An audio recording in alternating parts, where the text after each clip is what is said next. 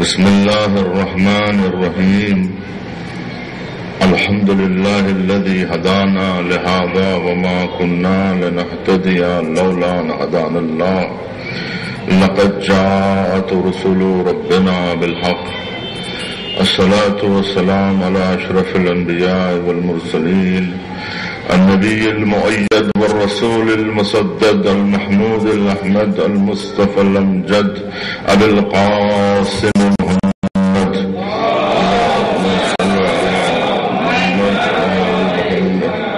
الصلاة والسلام على طيبين الطاهرين الذين أذهب عنهم الرجس وطهرهم تطهيرا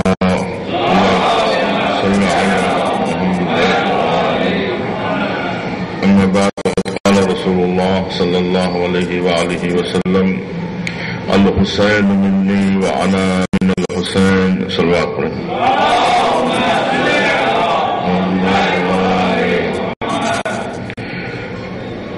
نبی کریم صلی اللہ علیہ وآلہ وسلم کے متعدد اقوال متعدد ارشادات امام حسین علیہ السلام کی والا صفات سے متعلق ہیں. بے شمار واقعات آپ کی زندگی میں ہیں،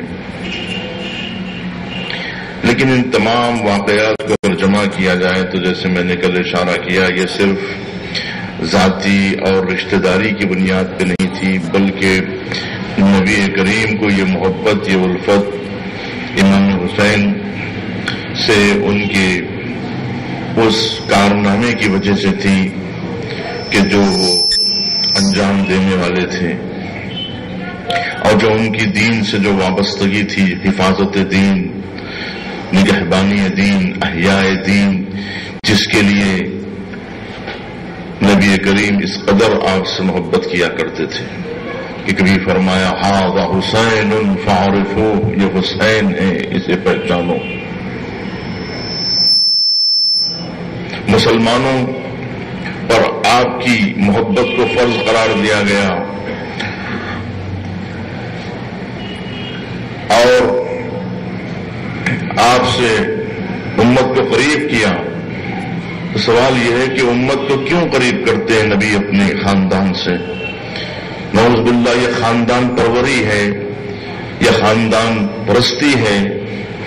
یہ نہیں، بلکہ کیونکہ امت کا دین ان سے وابستہ ہے، اس وجہ سے کہ اگر دین اور شریعت تمہیں لینا ہے، اللہ سبحانہ و تعالیٰ کی معرفت حاصل کرنا ہے، تو کسی اور دروازے سے نہیں، بلکہ یہ حسین باب اللہ ہے، اللہ تک پہنچنے کا دروازہ ہے، معرفت پروردگار کے ابواب ہیں کہ ان کے ذریعے سے دین حاصل کیا جاتا ہے، ان کے ذریعے سے شریعت حاصل کی جاتی ہے. کربلا کی شناخت، کربلا کی پہچان دین کی وجہ سے ہے کہ کربلا میں دین کو زندہ کیا. اور دین کسے کہتے ہیں؟ دین کے لیے کوئی ایک لفظ نہیں ہے کہ ہم دین کی تشریح کریں کہ دین اسے کہتے ہیں. اگر کوئی آپ سے پوچھے دین کیا ہے، اس کے جواب میں کیا کہا جا سکتا ہے؟ کہ کوئی ایک جملہ ایسا ہے کہ جو دین کی تشریح کر سکے؟ بلکہ اس کے لیے کہنا پڑے گا کہ دین مجموعہ ہے عقائد کا،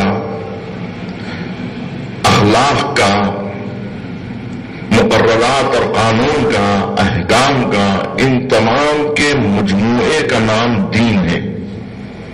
دین ایک پورا ضابطۂ حیات ہے کہ اس میں عقائد بھی شامل ہوتے ہیں، دین میں احکام بھی شامل ہیں، دین میں اخلاق اور فضائل انسانی بھی شامل ہیں.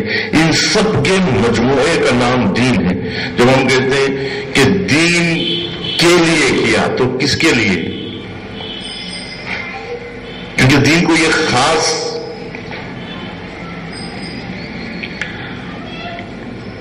اس کے لیے کوئی ماہوی تعریف نہیں ہے، اس کی کوئی ماہیت کی تعریف نہیں ہے، بلکہ اس کی جو تعریف یہی ہے کہ یہ ایک کلیہ ہے، ایک مجموعہ ہے. اسی لیے کہا گیا ادخلوا فی السلم کافۃ، کہ اسلام میں داخل ہو جاؤ پوری طرح سے. یعنی کوئی ایک چیز کو اپنانے کا نام دین نہیں ہے. اسلام کے کسی ایک قانون کو اپنانے کا نام مسلمان بن جانا نہیں ہے. شریعت کے کسی ایک حکم کو پسند کر لینے کا نام مسلمان ہو جانا نہیں ہے. کہ جو چیزیں اسلام کی ہم کو پسند آتی ہے وہ اسے ہم مان لیں، اور جو چیزیں پسند نہیں آتی ہیں اس کو چھوڑ دیں، اس کا انکار کر دیں. جو نظریات ہمیں پسند آتے ہیں اسے قبول کر لیں، جو پسند نہیں آتے ہیں اسے قبول نہ کریں. جس کا مطلب یہ ہے کہ اب بھی ہم دین کو قبول نہیں کیے ہیں، کیونکہ دین کسی ایک واضح ایک جملے کا نام، ایک لفظ کا نام نہیں ہے. اسے ہم مان لیے، لہذا دین کو ہم نے مان لیا. دین کے مختلف اقسام بیان کیے گئے، اور آج بھی ہر نظریے کا نام دین رکھا گیا ہے. تو اس طرح سے آپ ہر چیز کو دین کہیے. دین یہود، دین نصارہ، مختلف ادیان اور مختلف مکاتب فکر کے لیے دین کا استعمال کیا جاتا ہے. ان کے درمیان میں معنوی اشتراک نہیں ہے کہ معنی میں یہ لوگ قریب ہیں، بلکہ یہ لفظی اشتراک ہے. وہ اسے بھی دین کہا جا رہا ہے، اسے بھی دین کہا جا رہا ہے. اگر ان تمام تقسیمات کو ایک جگہ جمع کیا جائے تو دین کی دو تقسیم ہوتی ہے. ایک ہے دین الہی، ایک ہے دین بشری. دین الہی جس کا مبدا، جس کی بنیاد مکتب آسمانی پہ رکھی گئی ہے، کہ جو انسان کے ہاتھ میں نہیں ہے، کہ جو بناتا انسان نہیں ہے، بلکہ انسان اس پیغام کو قبول کرتا ہے. پیغام کہیں سے آتا ہے تو انسان قبول کرتا ہے. تو اس دین الہی اللہ سبحانہ و تعالیٰ مقنن قانون ہے. وہ قانون بناتا ہے اور قانون بنا کے وہ بھیجتا ہے، اور انسان اس قانون کو قبول کرتا ہے، اس پیغام کو قبول کرتا ہے. اپنی طرف سے اس میں کوئی تصرف کی اس کے اندر کوئی گنجائش نہیں ہے. نہ کوئی چیز کا وہ اضافہ کر سکتا ہے، نہ کوئی چیز کو کم کر سکتا ہے. اسے ہم کہیں گے دین الہی، کہ جس میں انسانی تصرف جس کے اندر نہیں ہو سکتا ہے.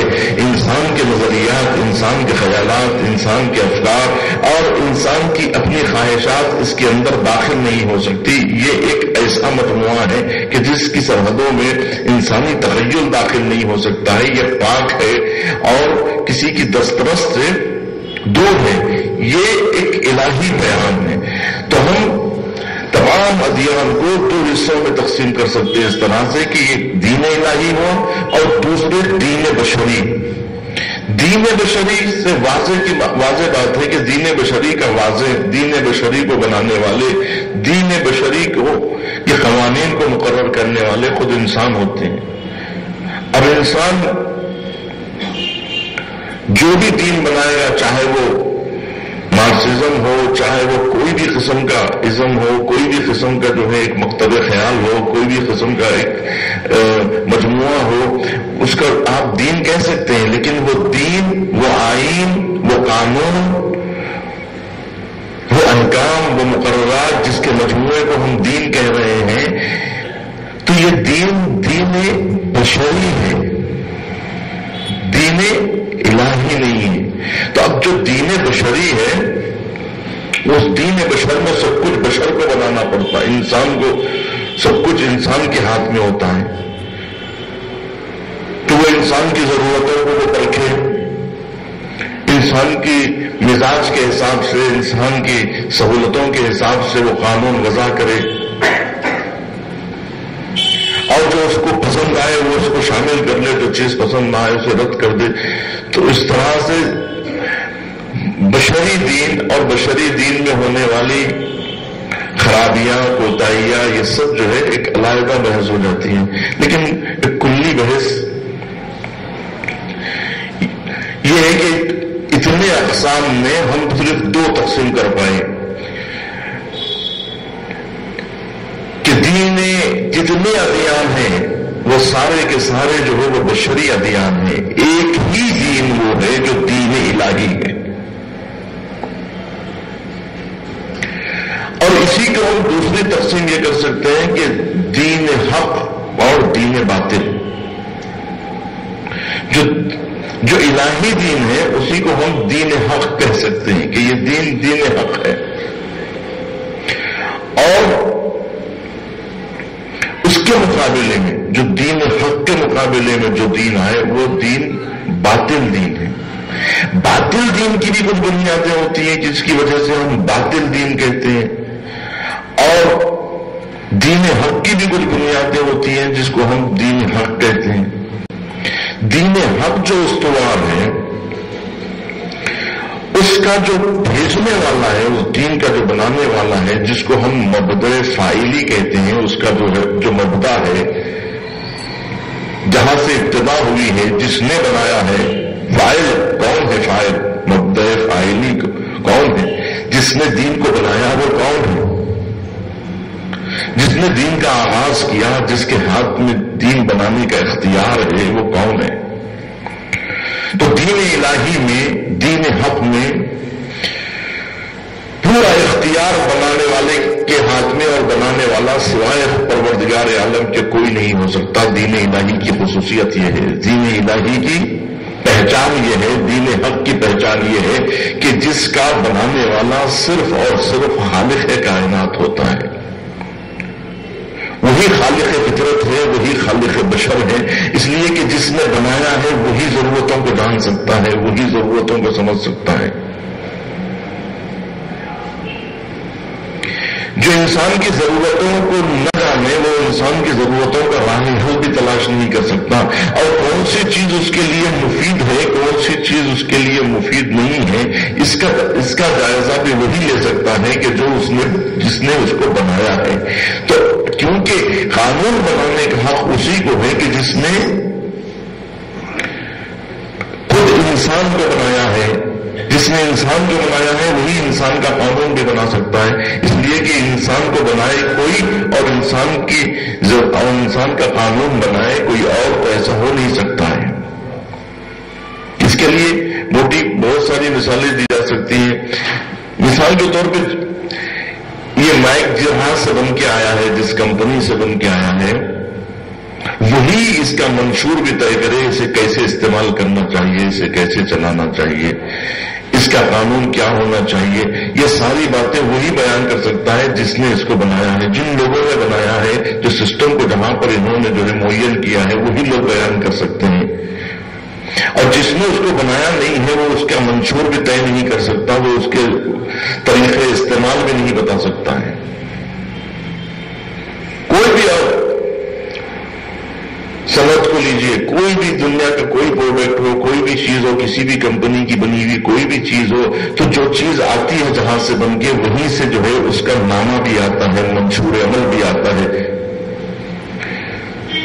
آپ کیمرہ خریدیجئے، آپ کمپیوٹر خریدیجئے، کوئی بھی چیز آپ خریدیں گے تو اس کے ساتھ جو ہے اس کو چلانے کا طریقہ بھی اسی کمپنی کے ذریعے سے آئے گا. تو کیونکہ وہی سمجھ سکتا ہے کہ اس میں کیا چیزوں کو ہم نے رکھا ہے، اس کا طریقہ استعمال کیا ہونا چاہیے. تو معلوم یہ ہوا کہ دین الہی کی خصوصیت یہ ہے کہ دین الہی میں انسان کے لیے جو قانون بنانے والا ہے وہ خود خالق کائنات ہے. اور دوسری بات یہ ہے کہ اور دین حق کی دوسری بنیاد جو ہے وہ ہے مبدأ صوری، کہ یہ جو پہچان ہے اس کی، یہ جو ہے وہ کون سی شکل ہے کہ جس کی وجہ سے ہمیں دین حاصل ہو سکتا ہے، کون سے ذرائع ہیں جن سے ہمیں دین حاصل ہو سکتا ہے.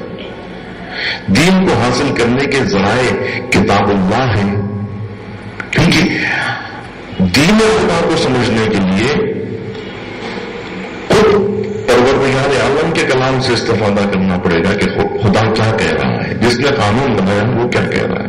تو کتاب اللہ ہے، سنت نبی ہے، یہ سب چیزیں وہ ہیں جو دین جہاں سے لیا جاتا ہے. بات یہ ہے کہ اس دین کا ہدف کیا ہے، دین حق کا ہدف کیا ہے، دین حق کا مقصد کیا ہوتا ہے۔ دین حق کا مقصد سعادت دنیا اور آخرت ہے۔ صلوات پڑھو محمد والا۔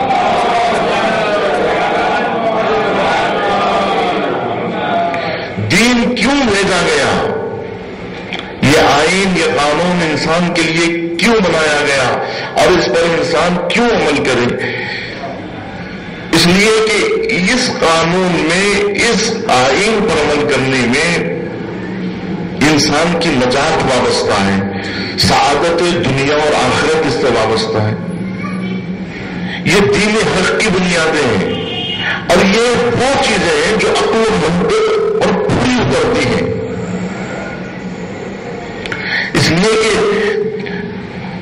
پہلی چیز جو تھی دین حق کی کہ اس کا بنانے والا خود خالق ہے۔ انسان کہہ رہا ہے کہ ہم کسی کی بات کیوں سنیں، کیونکہ انسان کے مزاج میں یہ کہ وہ کسی اور کی بات، اپنے جیسے انسان کی بات یا کسی غیر کی بات وہ کیوں سنیں، اس کے بنائے ہوئے قانون پر وہ کیوں عمل کرے، کیوں کوئی کسی کے زیر بار آئے، کیوں کسی کے سامنے کوئی سر جھکائے، کیوں کوئی کسی کی بات مانے۔ تو معلوم یہ ہوا کہ دین حق کا مقرر قانون خود خالق کائنات ہے کہ جس نے اسے بنایا ہے اسی نے اس کو حکم بھی دیا ہے۔ تو معلوم یہ ہوا کہ جس نے اسے بنایا ہے وہ اس کے ساتھ برا سلوک نہیں چاہ سکتا، برا سلوک وہ نہیں کر سکتا جس نے اس کو بنایا ہے، جو اس کی اپنی ملکیت ہے، جو اس کی اپنی مخلوق ہے، اور اس کے لیے جو وہ قانون دے گا وہ قانون بھی اس کے لیے مفید ہوگا، جس پر عمل کرنے سے اسے دنیا اور آخرت کی سعادت حاصل ہوگی، معاشرے میں انصاف قائم ہوگا۔ ہدف دین حق کا کیا ہے؟ تو کہا لقد ارسلنا رسلنا بالبینات، کہ ہم نے رسولوں کو بھیجا کھلی ہوئی نشانیوں کے ساتھ، لِيَقُومَ النَّاسُ بِالْقِسْطِ، تاکہ لوگ عدالت سے کام لیں۔ تو معاشرے میں عدالت کا نفاذ یہ دین حق کا ہدف ہے، دین حق کا مقصد ہے۔ اس کے علاوہ دین حق کا نہائی ہدف کیا ہے، آخری ہدف کیا ہے؟ یہ ایک درمیانی ہدف ہے۔ اس سے بلند ہدف یہ ہے کہ کتاب انزلناہ الیک لتخرج الناس من الظلمات الى النور، کہ ہم نے یہ کتاب تمہاری طرف بھیجا، کس لیے بھیجا؟ تاکہ تم ظلمتوں سے نکل کر، تاکہ تم لوگوں کو ظلمات سے نکال کر نور کی طرف لاؤ۔ تو اندھیرے سے نکل کر روشنی میں آنا یہ دین حق کا مقصد ہے۔ لوگوں کو اندھیروں سے نکال کر، تاریکیوں سے نکال کر انہیں روشن کرنا، انسانی وجود کو منور کرنا، معاشرے انسانی کو منور کرنا، نور بخشنا، نورانی کرنا، کہ پھر وہ نور حق کا مشاہدہ کرے کہ اللہ نور السماوات والارض۔ تو یہ مرحلے تک پہنچانے کے لیے کہ انسانی وجود کو نورانی بخشنے کے لیے کہ نورانی پہ کر نکلے، اس لیے انسانوں کے لیے دین آیا۔ دین کس لیے آیا؟ انسانوں کو تاریکیوں میں بھٹکنے کے لیے نہیں آیا، دست تشکیل میں پادا رہنا گھومنے کے لیے نہیں آیا۔ دین اس لیے نہیں آیا کہ لوگ شرک اور کفر کے خاردار راہوں پہ چلیں، بلکہ دین اس لیے آیا تاکہ انسان کو اطمینان حاصل ہو سکے، تاکہ انسان کو دنیا اور آخرت کی سعادت حاصل ہو سکے، تاکہ لوگ اور انسانی معاشرہ نورانی ہو سکے، اس لیے دین آیا۔ یہ دین کا ہدف نہائی ہے، غایت نہائی ہے۔ اب اگر دین حق کی یہ بنیادیں ہیں تو پھر دین باطل کی بھی کچھ بنیادیں ہونی چاہیے. تو دین باطل کی بنیاد کیا ہے کہ جس کے اوپر باطل کا دین ٹکا ہوا ہے. تو باطل کا دین بناتا کون ہے؟ تو کہا کہ دوسری تقسیم میں نے آپ کے سامنے عرض کیا کہ ادیان عالم کو اگر تقسیم کیا جائے تو ایک دین الہی ہوا، دوسرے دین انسانی ہے اور دین بشری ہے. یہ جو دین بشری ہے اسی کو ہم دین باطل کہیں گے، اس لیے کہ یہ دین الہی کے مقابلے میں ہے، دین حق کے مقابلے میں ہے. جو دین الہی ہے وہ دین حق ہے، اور دین حق کے مقابلے میں جو آئے گا وہ دین باطل ہے. اور باطل کا جو دین ہوتا ہے اس کی جو بنیاد ہے وہ کیا ہے؟ بشری دین کون بناتا ہے؟ بشر بناتا ہے.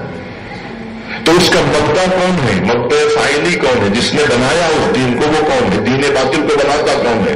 تو افمن اتخذ الہہ ہوا، کہ تم نے نہیں دیکھا کہ انہوں نے ہوائے نفس کو اپنا خدا بنا لیا؟ تو گویا ہوائے نفس دین باطل کا خدا ہے. اور اس کا منشور کیا ہے؟ مبدا سوری کیا ہے؟ وہ شکل کیا ہے؟ وہ شکل ہے تخیلات جس سے یہ دین پہچانا جاتا ہے. توہمات، رسومات، عادات، اپنے ذاتی اطوار، اپنے تخیلات، اپنے احساسات، اپنے جذبات. یہ احساسات، جذبات، تخیلات، تفکرات انسانی، اس کے مجموعے کا نام ہے دین باطل. یہ اور اس کا ہدف کیا ہے؟ یہ لے جاتا کہاں ہے یہ دین؟ تو یہ دین لے جاتا ہے جہنم کی طرف. لقد زرعنا لجہنم کثیرا من الجن والانس. کیوں؟ ہم نے جہنم کو پر کر دیا ہے جن اور انسانوں سے. تو یہ جن اور انسان جہنم تک کیسے آئے؟ یہ اپنے تفکرات کے ذریعے سے آئے، اپنے فہم کے حساب سے آئے، اپنے تخیلات کے اعتبار سے آئے، اپنے احساسات کے راستے کو طے کیا، خود سے راستہ طے کرنے کی کوشش کی، خود سے چلنے کی کوشش کی، خود سے راستہ طے کرنے کی کوشش کی. جو انہیں پسند آ رہا تھا وہ کرتے جا رہے تھے، جو ان کی تمنا تھی، جو ان کی آرزو تھی، جو انہیں اچھا لگ رہا تھا اس کے اوپر وہ عمل کر رہے تھے. تو گویا اس کا جو حکم جو دیتا تھا اس دین پر، اس آئین پر کا جو حاکم تھا، جس نے اس دین کو بنایا، دین باطل کو جس نے بنایا، وہ کون ہے جس نے بنایا؟ تو وہ ہے ہوائے نفس، جس کو اس نے خدا بنا لیا. افمن اتخذ الہہ ہوا، کہ ان کا خدا کون ہے؟ خدا ہی بنائے گا نا قانون، مگر خدا کون ہے؟ تو کہا کہ ان کا ہوائے نفس ان کا خدا بنا ہوا ہے. کہ ہر چیز میں ان کا جواب یہی ہوتا ہے، آپ یہاں کیوں آئے؟ دل نے کہا. آپ یہاں کیوں بیٹھے ہوئے ہیں؟ کیونکہ دل چاہ رہا ہے. آپ یہاں سے کب جائیں گے؟ جب دل چاہے گا. آپ سوتے کب ہیں؟ جب دل چاہتا ہے. آپ اٹھتے کب ہیں؟ جب دل چاہتا ہے. آپ ہنستے کب ہیں؟ جب دل چاہتا ہے. آپ روتے کب ہیں؟ جب دل چاہتا ہے. آپ کو غصہ کب آتا ہے؟ جب دل چاہتا ہے. آپ مہربانی کب کرتے ہیں؟ جب دل چاہتا ہے. یعنی جو ہے اب آپ کا پورا دین جو ہے وہ آپ کے ہوائے نفس کے اوپر ٹکا ہوا ہے کہ آپ جس کے اوپر چلتے ہیں وہ کون حکم دیتا ہے کہ جس کے حکم کے تحت آپ کام انجام دیتے ہیں. تو وہ ہے اس افمن اتخذ الہہ ہوا، کہ ان کا جو خدا ہے اس خدا کی بات سنتے ہیں. اور ان کا خدا کون ہے؟ وہ ہوائے نفس، خواہشات نفس ہے، جو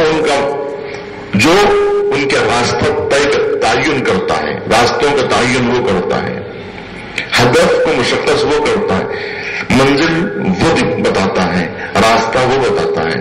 تو اس کا مطلب یہ ہے کہ وہ ہے کہ جس نے قانون کو بنایا ہے. تو باطل دین کا خدا اور باطل دین کا فاعل بنانے والا، موجد ایجاد کرنے والا اس کا خود نفس ہے. اور وہ قانون کو لیتا کہاں سے ہے؟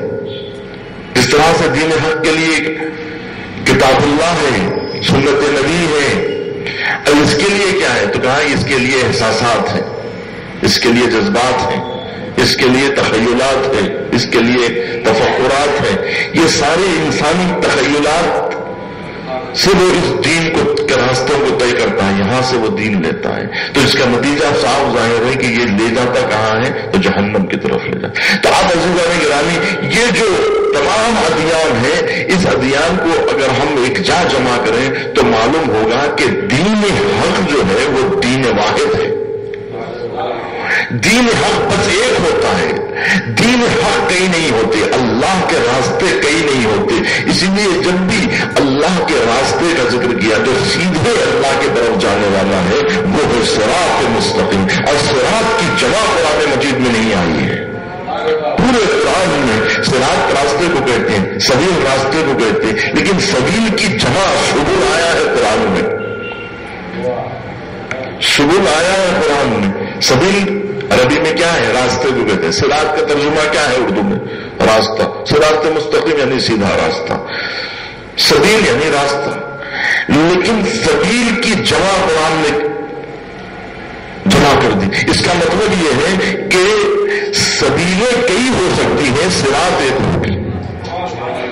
اور اللہ پر جانے والا جو راستہ ہے، یعنی الہی دین جو ہوتا ہے وہ ایک ہوتا ہے. چاہے وہ آدم لے کر آئے تو وہی دین واحد ہوگا، نوح لے کر آئے تو وہی دین واحد ہوگا، ابراہیم خلیل لے کر آئے تو وہی دین واحد ہوگا، اور موسیٰ علیہ السلام لے کے آئے تو بھی دین واحد ہوگا، اور عیسیٰ علیہ السلام لے کر آئے تو دین واحد ہوگا.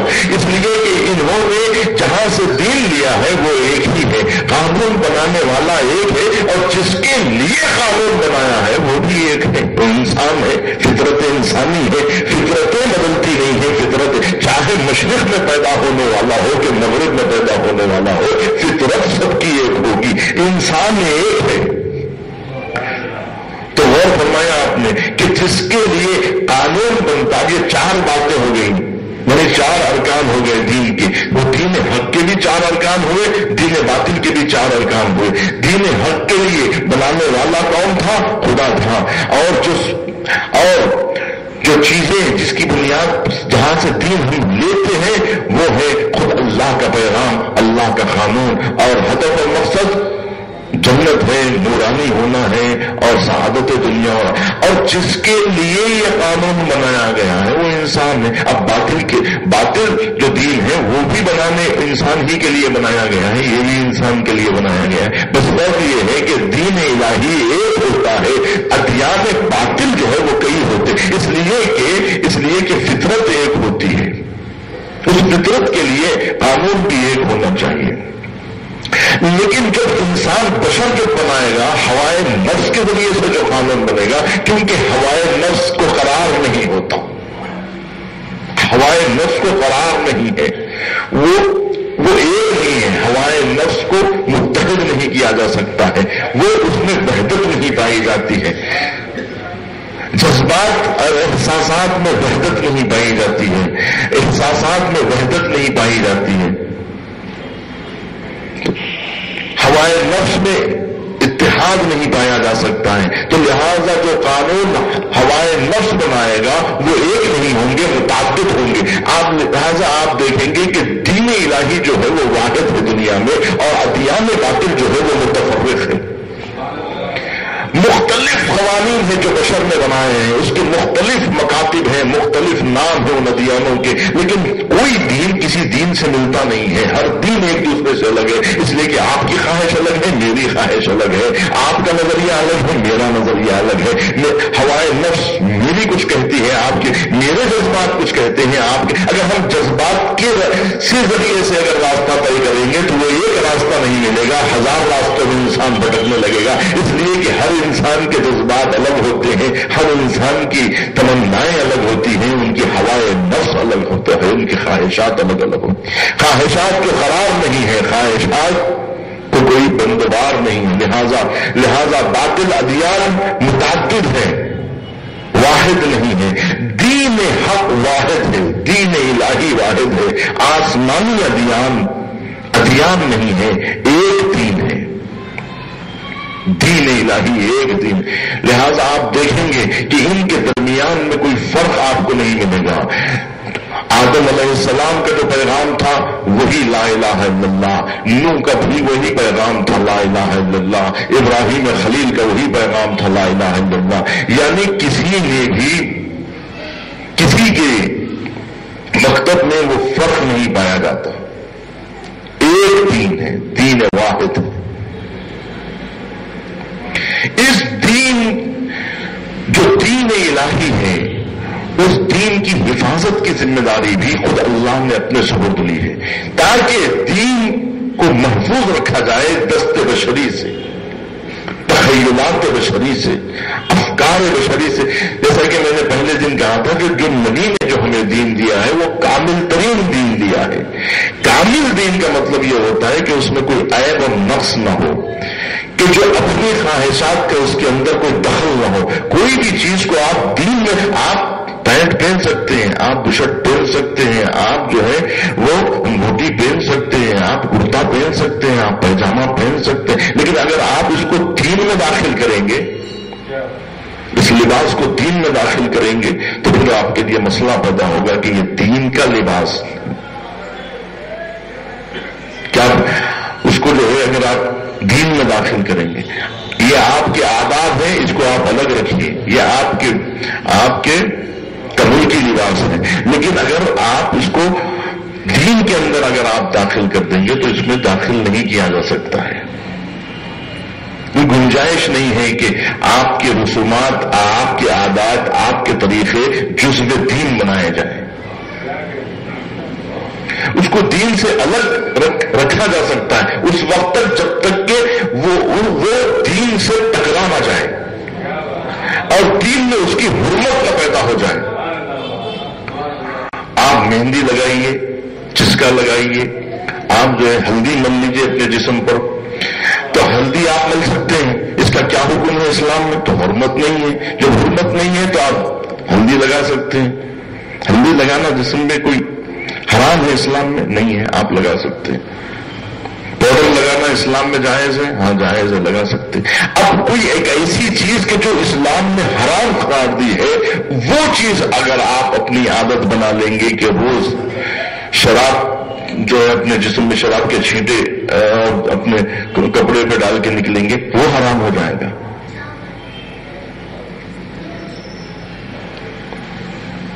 جو چیز کو اسلام نے حرام قرار دیا ہے وہ چیز آپ نہیں کر سکتے ہیں. جو وہ رسم جو اسلام سے ٹکرائے نہ، حرمت اسراف جس کے اندر نہ آ جائے، حرمت جس کے اوپر نہ کسی بھی شکل میں، اگر اسراف کے دائرے میں حرمت آ جائے یا کوئی بھی چیز جو حرمت کے دائرے میں آ جائے، وہ اس کو عادت نہیں بنایا جا سکتا ہے، اس کے اوپر عمل نہیں کیا جا سکتا ہے. ورنہ جو حلال کا دائرہ ہے اس کے اندر جو ہے آپ سب کچھ کر سکتے ہیں. حلال دائرے کے اندر کچھ جگہ پر آپ سلوات پڑھنا.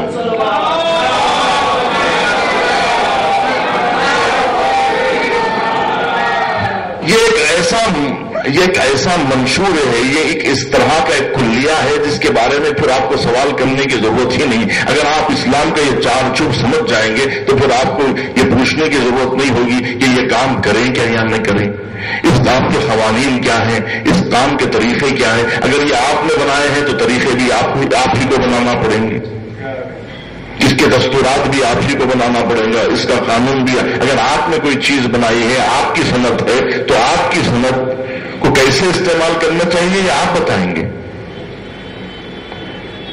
لیکن اگر اللہ نے قانون بھیجا ہے تو پھر اللہ بتائے گا کہ اس قانون پر عمل کیسے کرنا چاہیے. مثال کے طور پر اللہ نے کہا کہ میری عبادت ایسی کرنا چاہیے، روزے کی شکل میں کرنا، تو پھر روزہ کہاں سے شروع ہو، روزہ کہاں پر ختم ہو، روزے میں کیا پابندیاں ہیں، روزے کے کیا شرائط ہے، یہ بھی اللہ ہی بتائے گا، کیونکہ روزے کو اللہ نے بھیجا ہے. تو لہذا اس نے حکم دیا ہے تو شرائط بھی وہی بیان کرے گا. اب اس نے حج کرنے کا حکم دیا تو حج کا طریقہ بھی مناسک حج کو بیان کر، آپ خود سے تعین کر لیں گے کہ حج کیسے کرنا چاہیے. آپ خود اپنے خیالات کے حساب سے حج کر لیں گے تو کیا وہ عبادت ہو جائے گی؟ کیونکہ اللہ نے کہا حج کرو، میں اپنے طریقے سے حج کر رہا ہوں. تو یہ نہیں ہو سکتا ہے، کیونکہ جس نے وہ حکم دیا ہے اس نے مناسب بھی وہی بیان کر رہا ہے، طریقہ بھی وہی بیان۔ آپ نے کوئی چیز ایجاد کی ہے تو پھر اس کا طریقہ آپ بیان کیجئے، اس کو کیسا کیا جائے، اس پر کیسے عمل کرنا چاہیے، اس کا طور طریقہ کیا ہونا چاہیے۔ شادی بیاہ میں آپ نے کوئی رسم ایجاد کی، اب یہ جو رسم ایجاد کی کہ اب یہ اس رسم کو کیسے بجا لانا ہے آپ بتائیں گے۔ آپ نے کشتیاں جما دی، اب یہ کشتیاں سر پہ اٹھائی جائیں گی کہ ہاتھوں پہ اٹھائی جائیں گی، یہ سب چیزیں ڈنڈی میں رکھ کے لے جائی جائیں گی یا جو ہے موٹر میں رکھ کے آپ طے کریں گے۔ ایسا لانا چاہیے تھا سر پہ رکھ کے، آپ ہاتھوں پہ اٹھا کے لائے ہیں، آپ بنڈی میں رکھ کے لائے ہیں، ہم نہیں قبول کریں گے۔ آپ اس کے اوپر جو ہے وہ پامپوش نہیں اڑایا ہے، آپ نے جو ہے وہ کپڑا اڑا دیا ہے، اس کے اوپر اخبار اڑا دیا ہے، تو یہ سب آپ کو طے کرنا پڑے گا کہ یہ کشتی کیسے اٹھائی جائے، اس کشتی کے اندر کیا کیا رکھنا چاہیے، کتنی میوے رکھنا چاہیے اور کس قسم کی جو ہے رنگ والے میوے ہونا چاہیے، یہ آپ طے کریں گے، اس لیے کہ یہ رسم آپ نے بنائی ہے تو آپ طے کریں گے نا۔ لیکن اگر آپ طے کریں گے اور اللہ سے پوچھیں گے اور اللہ سے منسوخ کر دیں گے اور یہ کہیں گے کہ جو ہے دین کے اندر یہ سب چیزیں داخل کر دیں گے، چسکا مہندی دین کے اندر اگر آپ داخل کر دیں گے اور کربلا کے اندر آپ مہندی لے کے آ جائیں گے تو یہ کیسے ہو سکتا ہے؟ کہ دین کے اندر اور جو ہے اس میں آپ جو ہے شامل نہیں کر سکتے، اس کے اندر نہیں لے کے آ سکتے، آپ باہر رکھ سکتے ہیں لیکن اندر نہیں لا سکتے۔ کوئی بھی چیز آپ کی اپنی بنائی ہوئی اندر لا کے آپ نہیں رکھ سکتے۔ یہی ہے کہ مسجد بنائی ہے، مسجد میں کیا ہونا چاہیے، کیسی مسجد بننا چاہیے یہ اللہ بیان کرے گا۔ آپ اپنے حساب سے جو ہے مسجد نہیں بنا سکتے کہ مسجد میں لا کر آپ اپنی صنعتیں رکھنا شروع کر دیں۔ تو یہ جو ہے یہ آپ اپنی طرف سے کچھ نہیں کر سکتے۔ اگر آپ کچھ بھی کریں گے تو وہ دین کے باہر رکھنا پڑے گا، دین کے اندر نہیں لا سکتے۔ آپ باہر رکھیں گے تو اس کے لیے شرط یہ ہے کہ اب باہر رکھی جانے والی چیز شریعت سے ٹکرانے والی نہ ہو، وہ حرام چیز نہ ہو جو دین کے باہر آپ کر رہے ہیں، کیونکہ دین انسان کے سر کے بال سے لے کے پیر کے ناخن تک سب کچھ دین بتا رہا ہے۔ اتنی چیزیں دین نے بتا دی ہیں کہ اس کے اوپر عمل کرنا مشکل ہے، چاہے کہ آپ باہر سے اور چیزیں لے کے آئیں، اندر کی پر عمل کرنا مشکل ہے کہ باہر سے اور اضافہ کرنا جو ہے وہ کہاں تک۔ صلوات پڑھے محمد۔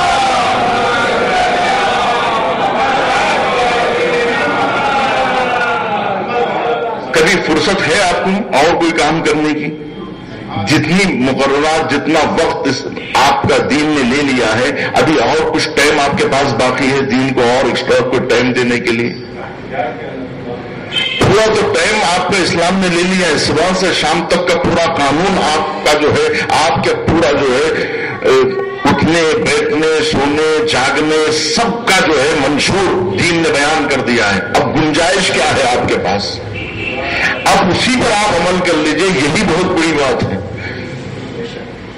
لیکن انسان کا مزاج ہر ہوائے نفس یہ کہتی ہے کہ خود سے جب تک کہ ہم کچھ کریں گے نہیں مانیں گے نہیں، اسی لیے خدا بھی بناتے ہیں تو خود ہم بنائیں گے تو اس کی پوجا کریں گے، اپنی بنائی ہوئی چیز کی پوجا کریں گے۔ یہ انسانی مزاج ہے، اسی لیے کسی نے حلوے کے بت بنا لیے، کسی نے، کیونکہ جو ہماری بنائی ہوئی ہے اس کے لیے ہم کچھ کوشش کریں گے، مگر اللہ کی بنائی ہوئی چیز کے اوپر ہم کیوں کرنے لگے؟ تو یہ ہے انسانی مزاج۔ یہ جو ہے تفصیلی بحث ہو جاتی ہے اور جو ہے کہ انسانی مزاج الہی قانون کے مقابلے میں جب آ جاتا ہے تو پھر وہی ہو جاتا ہے کہ دین حق جو ہے مخلوط ہو جاتا ہے دین باطل سے، کیونکہ اب دین پاکیزہ ہے، دین خالص ہے۔ اس دین میں اسی لیے استعمال کرتے ہیں شعراء ایک لفظ کو، اور ادب میں ایک لفظ استعمال ہوتا ہے ناب، یعنی خالص۔ اسلام ناب پہ امام خمینی زیادہ تر یہ لفظ استعمال کرتے تھے، اسلام ناب محمدی، یعنی اسلام خالص جس میں شرک و کفر کا شائبہ تک نہ آئے، کیونکہ قرآن کی متعدد آیتیں ہیں جو اس کو روک رہی ہیں، کیونکہ قرآن جان رہا ہے اس سے پہلے والی قومیں اسلام یعنی بانی اسلام سے پہلے جو اسلام جن کے ذریعے سے بھیجا گیا ان کے ماننے والوں نے کس قدر دین کو مشکوک کر دیا تھا، اس کے لیے آخری نبی کا جو دین بھیجا گیا وہاں اتنی پابندیاں لگائی گئی کہ وہ چیزیں جو گزشتہ امتیں جس کی وجہ سے بھٹکی تھی وہ نہ بھٹکنے پائے۔ اسی لیے نماز 5 مرتبہ، اس نماز میں عبدہ و رسولہ کا لفظ بار بار، کہ جہاں سے یہ لوگ گمراہ ہو سکتے ہیں وہیں پر ستیات کر دیا جائے کہ ہمیشہ عبدہ کا لفظ دہرایا جائے، تاکہ ان کے ذہن میں یہ بات نہ آئے کہ جس طرح سے پہلے والی قوموں نے اپنے بھیجے ہوئے پیغمبروں کو پر جو ہے خدائی کا ٹائٹل لگا دیا، کہیں ایسا نہ ہو کہ مسلمان بھی محمد کو خدا ماننے لگے، تو وہاں عبدہ کا لفظ بار بار دہرایا گیا۔ جو آفتیں پہلی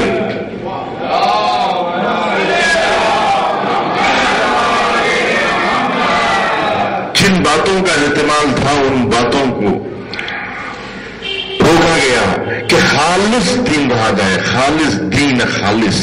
اس دین خالص کے اندر اب جو جذبہ پیدا ہوگا وہ عشق و محبت الہی کے ذریعے سے جذبہ پیدا ہوگا۔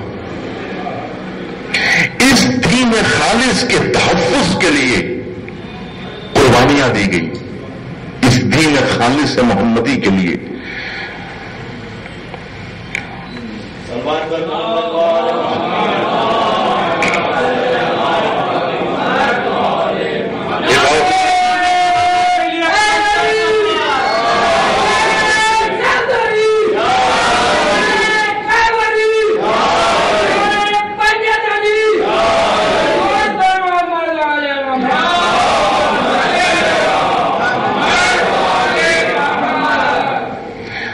نبی کریم صلی اللہ علیہ وسلم نے اس طرح سے اس دین کو خالص رکھنے کی کوشش کی۔ غدیر اسی کا ایک کارنامہ ہے، تاکہ دین ذمہ دار ہاتھوں میں جائے۔ دین جس نے بھیجا ہے وہی حفاظت بھی کرنے والا ہے۔ تو نحن نزلنا الذکر، ہم نے اس ذکر کو نازل کیا ہے، وَإِنَّ لَهُ لَحَافِظُونَ، اور اس کی حفاظت کرنے والے بھی ہم ہیں۔ تو دین کو غیر ذمہ دار ہاتھوں میں دینے کے بجائے اسی تحفظ دین کے لیے غدیر رکھی گئی، تاکہ دین کو غدیر کے حوالے کیا جائے، دین کو ایک ذمہ دار ہاتھوں کے حوالے کیا جائے، تاکہ دین کے اوپر آنچ نہ۔ اصل تحفظ دین کے لیے یہ مسئلے ہو رہے تھے، غدیر تحفظ دین کے لیے ہے، دین مٹانے کے لیے غدیر نہیں، دین بچانے کے لیے غدیر ہے۔ صلوات پڑھے محمد۔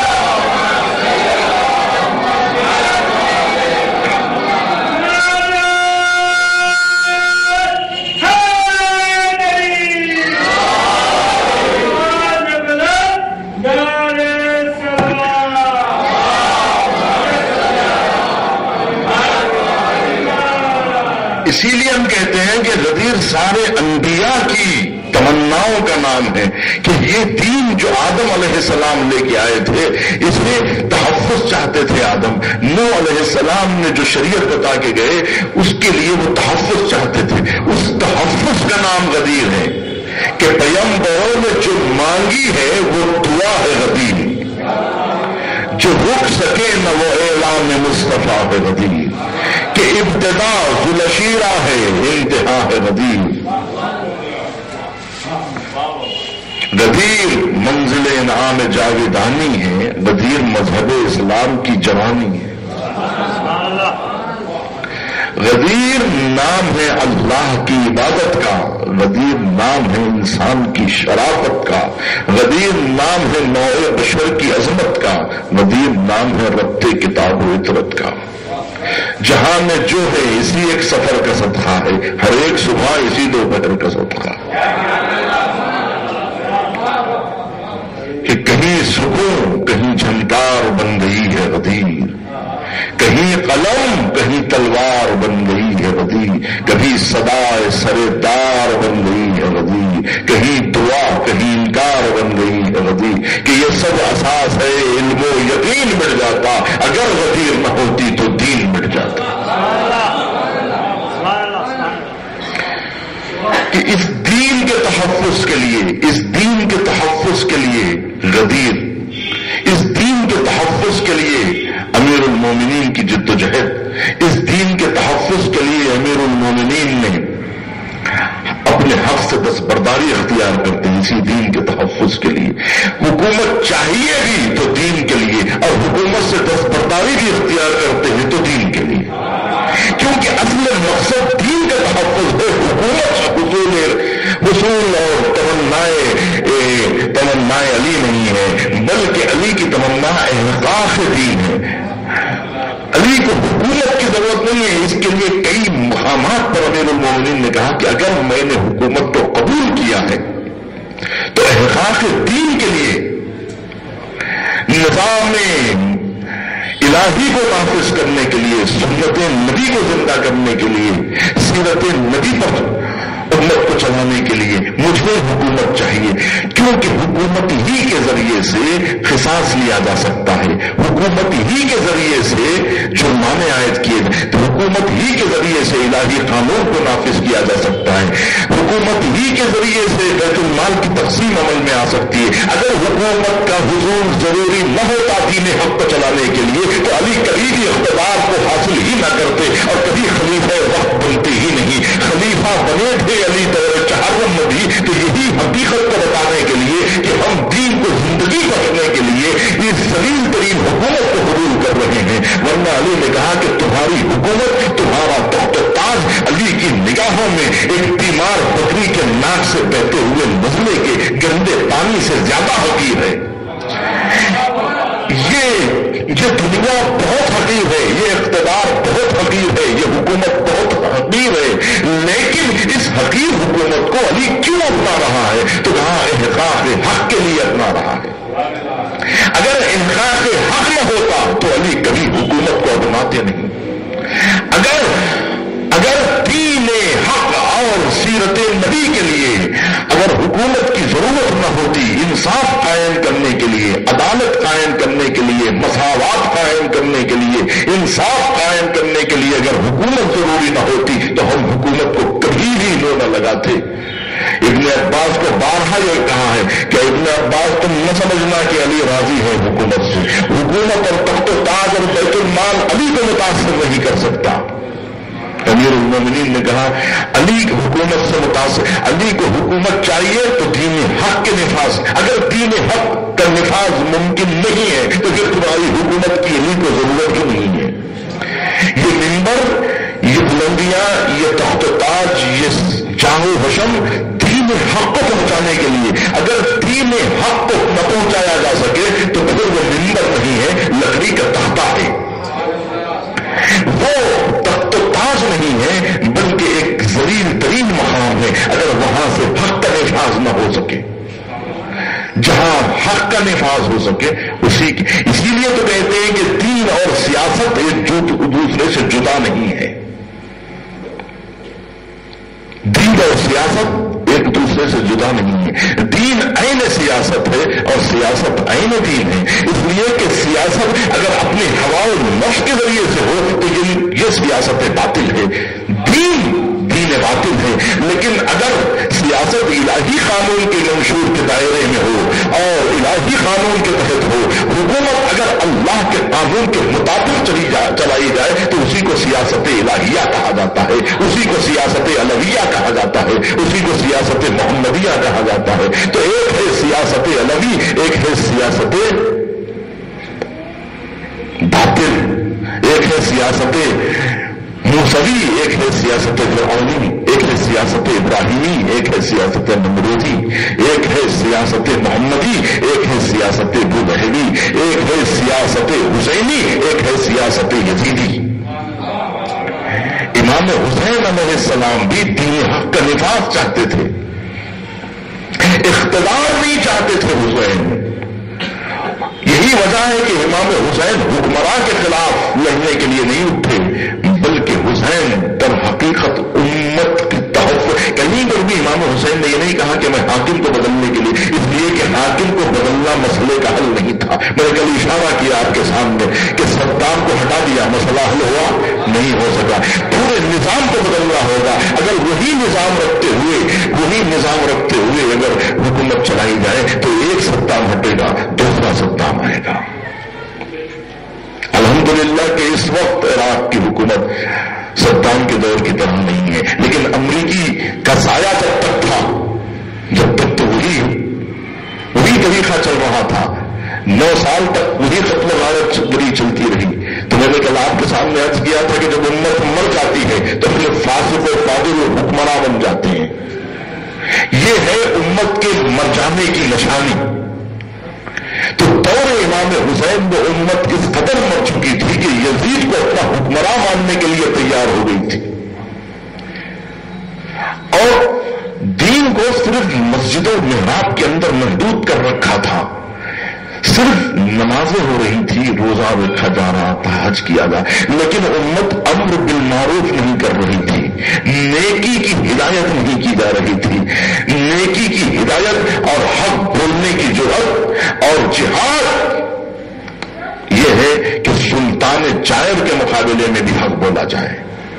لیکن حق بولنا اتنا آسان نہیں ہے، امر بالمعروف اتنا آسان کام نہیں ہے، جس کے لیے شہادتوں کا کارواں تیار کرنا پڑتا ہے. امام حسین علیہ السلام نے دین کے تحفظ کی ذمہ داری اپنے اوپر لی تھی، اور یہ بتا دیا تھا کہ جو لوگ دین کے تحفظ کی ذمہ داری نہیں لیتے وہ بے ذمہ دار لوگ ہیں، اور وہ لوگ دین کو مردہ شکل میں دیکھنے کے لیے راضی ہیں. جو لوگ دین کے تحفظ کے لیے اٹھتے نہیں ہیں وہ لوگ دین کو مردہ شکل میں دیکھنے کے لیے راضی ہیں، لیکن جو لوگ دین کے تحفظ کے لیے اٹھتے ہیں وہ دین کو مردہ حالت میں برداشت نہیں کر سکتے، وہ دین کی احیا کی فکر کرتے ہیں. تو اب آپ کو اندازہ ہوگا کہ کربلا یزید کی بنائی ہوئی نہیں، کربلا حسین کی بنائی ہوئی ہے، کیونکہ یہ کربلا کا نقشہ امام حسین علیہ السلام نے طرح کیا تھا. یعنی امام حسین علیہ السلام کربلا جانا چاہتے تھے تحفظ دین کے لیے، یعنی دین کا احیاء یہ امام حسین کا مقصد تھا. چاہے اس کے لیے قربانیاں دینی پڑی، چاہے اس کے لیے جوانوں کی قربانی دینی پڑے، چاہے اس کے لیے بچوں کی قربانی دینی پڑی، چاہے اس کے لیے بوڑھوں کی قربانی دینی پڑے، چاہے اس کے لیے ماں بہنوں کی وداع کی قربانی دینی پڑے.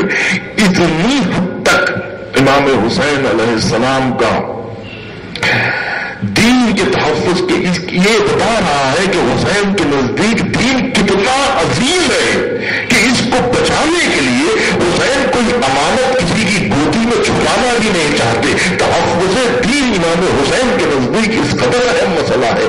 لیکن جو لوگ ان قربانیوں کو دیکھتے ہوئے دین کو برباد ہوتا ہوا کیسے دیکھ سکتے ہیں، جو علی اصغر کی قربانی اپنے نظروں کے سامنے دیکھ رہا ہے وہ دین کو بچانے کے لیے آگے نہیں آئے گا.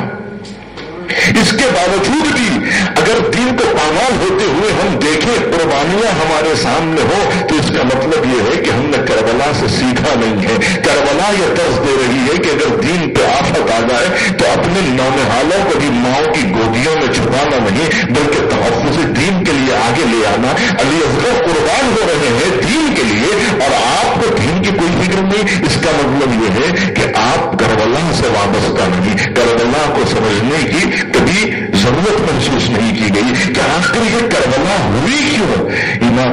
یہ نہیں ہے کہ جنگل میں گھیر کے یزید نے ایک نادان قافلے کو قتل کر دیا ہو. اتنی سادہ نہیں ہے کہ حسین کو گھیر سکے. یزید میں اتنی جرأت نہیں ہے، یزید میں اتنی فراست نہیں ہے، یزید میں اتنی دانش مندی نہیں تھی کہ حسین کے قافلے کو گھیر کے کربلا میں شہید کر دے. بلکہ یہ حسین تھے کہ جس نے پوری یزیدیت کو گھیر کے فرات کے کنارے لا دیا اور بتا دیا کہ انسانیت کس چیز کا نام ہے، حیوانیت کس چیز کا نام ہے. کربلا کربلا حق و باطل کے لیے برہان بن گیا کہ پہچاننے والوں کے لیے یہ حق ہے اور یہ باطل، یہ حق ہے اور یہ باطل. کربلا کربلا رشد اور غی کے درمیان میں حد فاصل کا نام ہے کہ ظلمتوں اور نور کے درمیان میں کربلا حد فاصل ہے. جن کو نور کی تلاش ہے وہ کربلا کی طرف آئے. چنانچہ کربلا ہدایت کا سامان فراہم کر رہا تھا، دین کو زندگی بخش رہا تھا. جن لوگوں کو دین سمجھ میں آ رہا تھا اور حقیقت دین سمجھ میں امام حسین علیہ السلام کی اس جدوجہد کو جب انہوں نے دیکھا تو وہ ٹھہر نہ سکا لشکر باطل میں. دین کے تحفظ کے لیے علی اصغر آ جائیں، بچے پیاسے رہ جائیں اور میں سیراب ہوتا رہوں، اور دین کو سیراب کرنے کے لیے علی اصغر تشنہ نبی کو قبول کر لے. علی اکبر اپنی جوانی قربان کرنے کے لیے تیار ہو جائیں اور میں اپنے بیٹے کی سلامتی کی دعا مانگتا ہوں. پھر نے کہا میری غیرت گوارا نہیں کرتی، دین پر آفت آ جائے، فرزند رسول قربانیاں لے کر آ گیا، اپنی جان کی اپنی اولاد کی قربانیاں لے کر آ جائیں اور ہم دیکھتے رہیں. یہ کہہ کے وہ نے بڑی تیزی کے ساتھ اتنا طویل راستہ چند لمحوں میں طے کر دیا. وہ راستہ جو صدیوں میں طے نہیں ہو سکتا تھا اس کو لمحوں میں طے کر دیا اور ظلمتوں سے نور کی طرف آ گیا. جو مقصد تھا امام حسین کا، جو ہدف تھا امام حسین کا کہ لوگوں کو ظلمتوں سے نور کی طرف بلائے، یہ دعوت حسین نے زیر خنجر میں دی ہے کہ سر کی تسلیم محبت میں ہلایا نہ گیا، کہ عشق الہی اور مکتب دین محمدی سے وہ انسان لگاؤ، وہ شوق تھا کہ امام حسین. لیکن تعجب کی بات یہ ہے کہ جن لوگوں نے حسین ابن علی کو شہید کیا ہے وہ بھی یہ الزام لگا کر شہید کیا کہ حسین دین سے ہٹ گئے.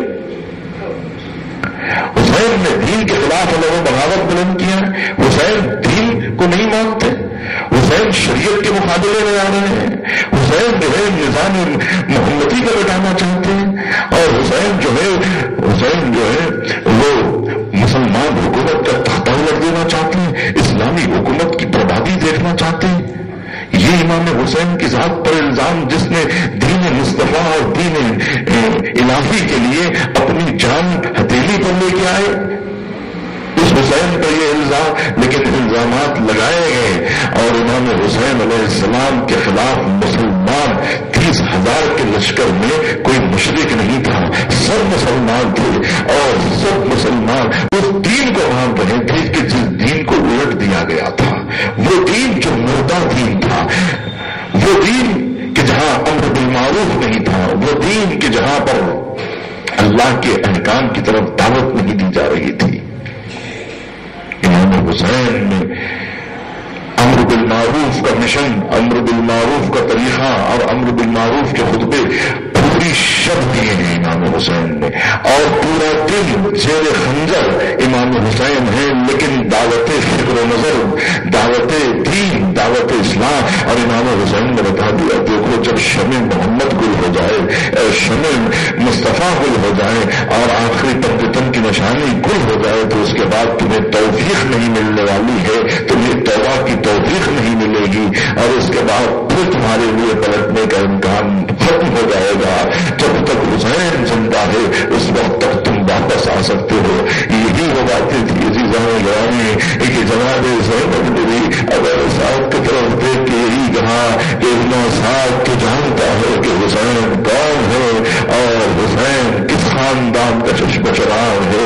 ان حقیقتوں کو جاننے کے باوجود بھی کیونکہ حسین کے آگے سر تسلیم خم نہیں کر دیتا، لیکن ہوائے نفس میں ہو گئی تھی کہ جو ہمارے ساتھ دیکھتا رہا اور حسین ابن علی شہید کر دیے گئے. یہاں تک کہ فضاؤں میں آواز گونجنے لگی اب قتل الحسین بکربلا وقد ذبح الحسین بکربلا. خون کی بارش ہونے لگی، زمین لرزنے لگی، سیاہ چلنے لگی. جب سید سجاد نے کہا اماں خیمے کا پردہ ہٹائیے، جب خیمے کا پردہ ہٹا نو کے موضوع کے باپ کا سر دیکھ کے سنا رہا السلام علیک یا ابا عبداللہ، السلام علیک یا ابن رسول. وسيعلم الذين ظلموا أي منقلب ينقلبون.